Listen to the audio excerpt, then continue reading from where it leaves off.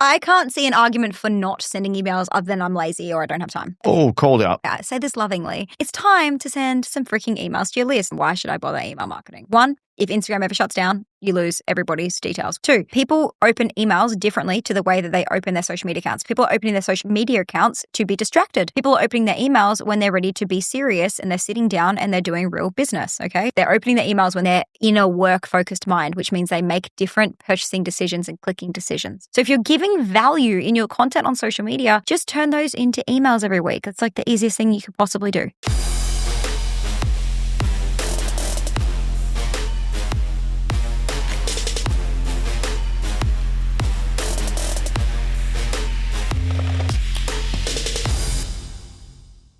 Welcome to episode 107 of the Success School podcast. Today we're talking about the 3 funnels coaches actually need and the ones you can ignore. We're going to give you a full in-depth marketing analysis of each of them today. Steph, how are you feeling today?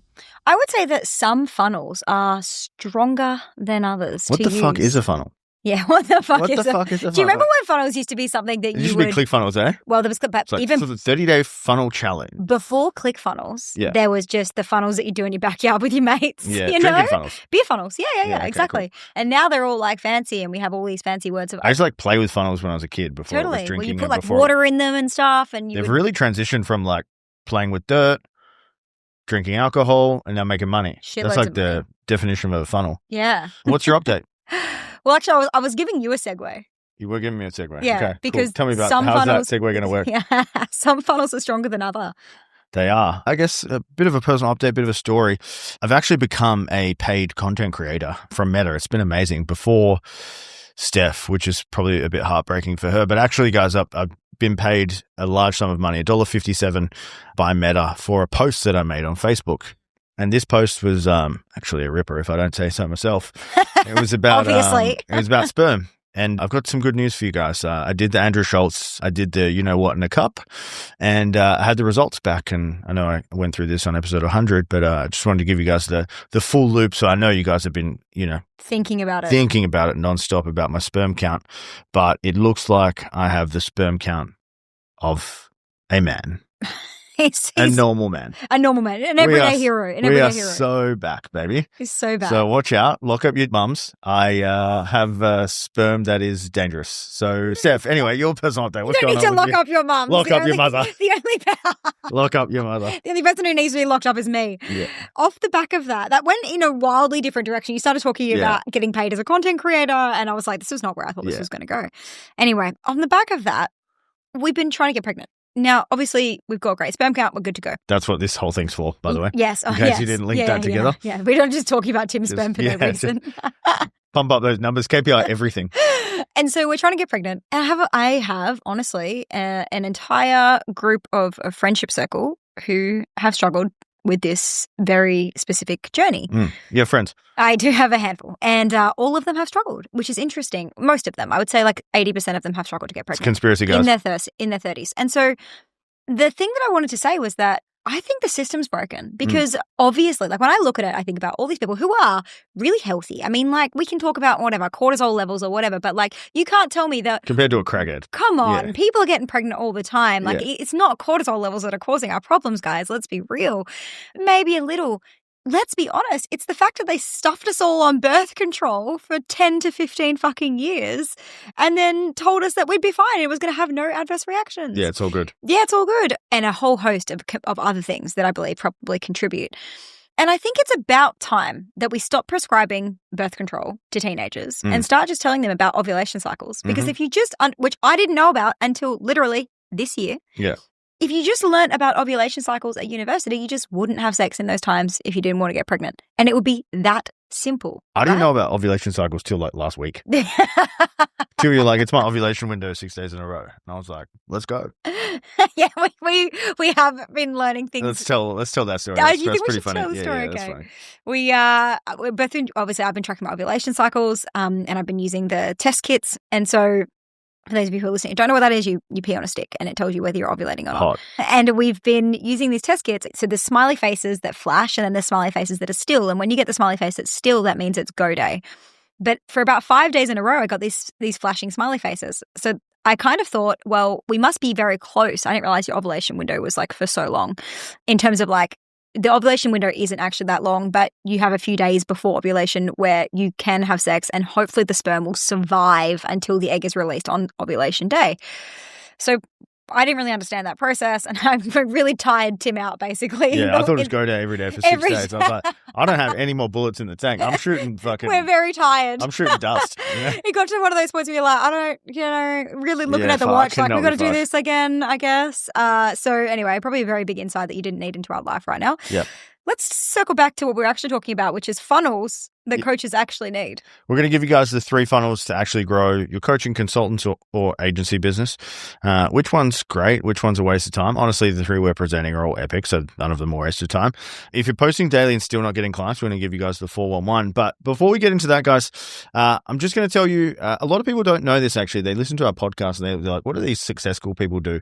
That's actually our overarching brand, and then we have a few different products and things we do under it. Our best product is our mastermind.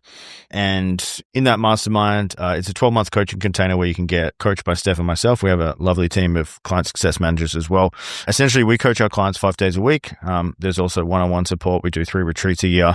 And it is really designed for coaches, consultants, service businesses that are over the $10,000 a month and they want to scale up to 7 figures or multi-7 figures. That's what we do.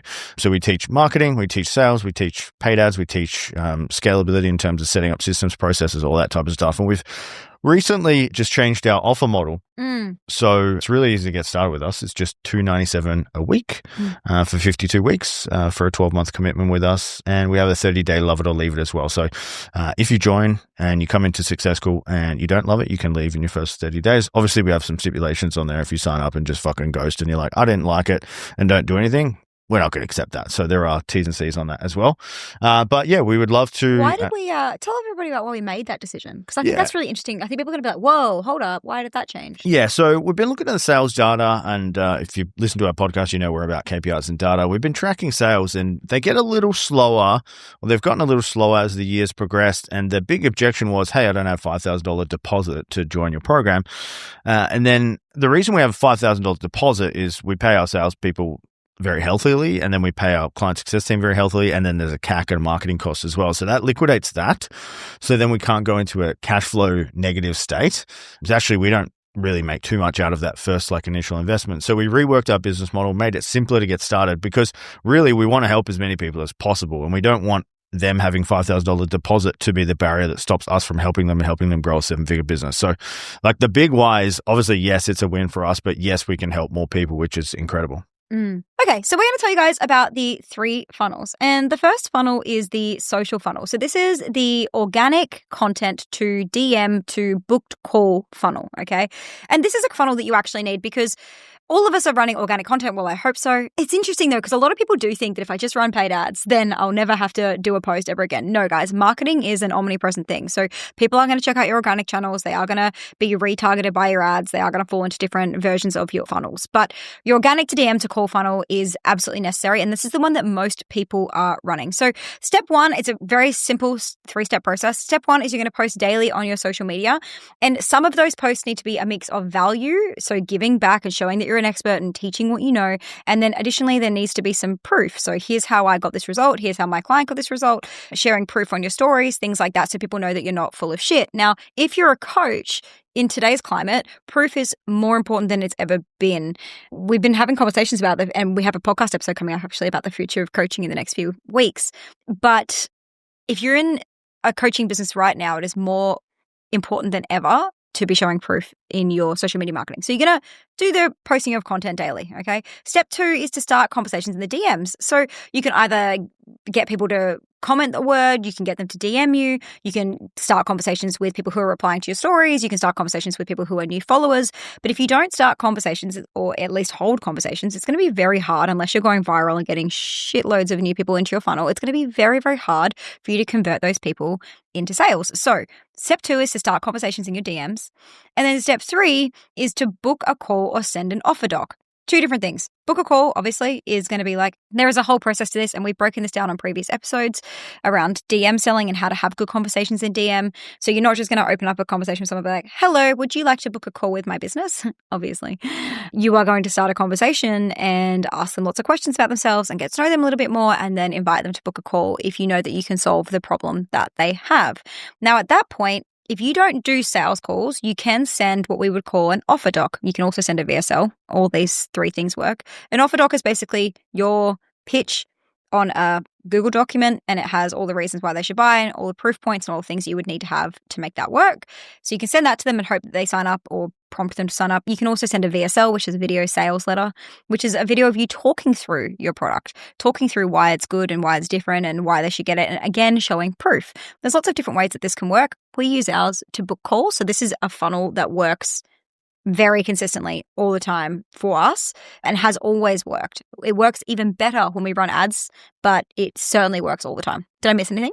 No, you nailed that. We're going to go on to funnel 2 now. So this is a warm paid ads funnel. And just let me say here, for this to work way better, you have to be running organic content because you need someone to retarget.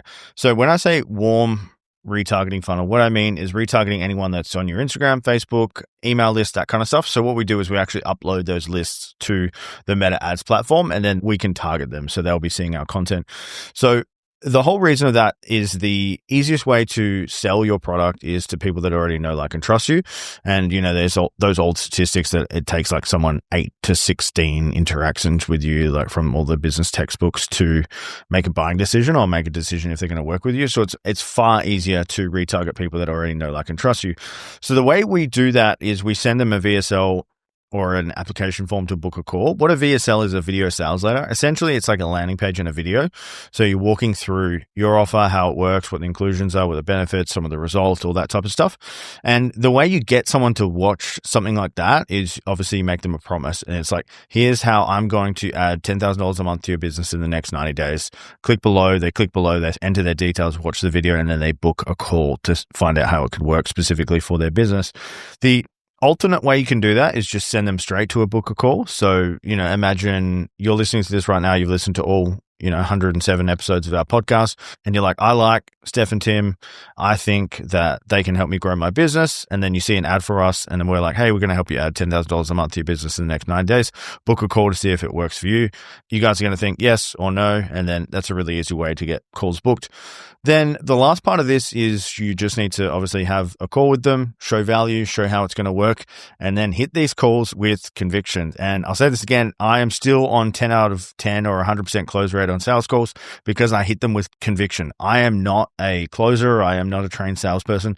But when someone does get on a call, I am 100% convinced that they will get a result with us because I know the process that goes into it. To the point where I actually have to send examples of Tim's very ad hoc 20-minute sales calls that he has to our salesperson to be like, look, I know it's not structurally correct. I understand that structurally Tim has not followed the process, but the conviction is what I'm asking you to witness, because the conviction is like nothing else. It's like, I would be terrified, not terrified, but like, I would be like, man, I am making a completely wrong decision if I'm not signing up to this program, which is how people should feel, because if they've come that far through a funnel, and they're getting on a call with you and they've watched your VSL and they've already been your warm audience and you retargeted them, you are the person to support them. If you guys want to experience this, go to www.makemoreprofit.com, click on any of the links, book a call. I'll personally take your call, and then you can see me close you.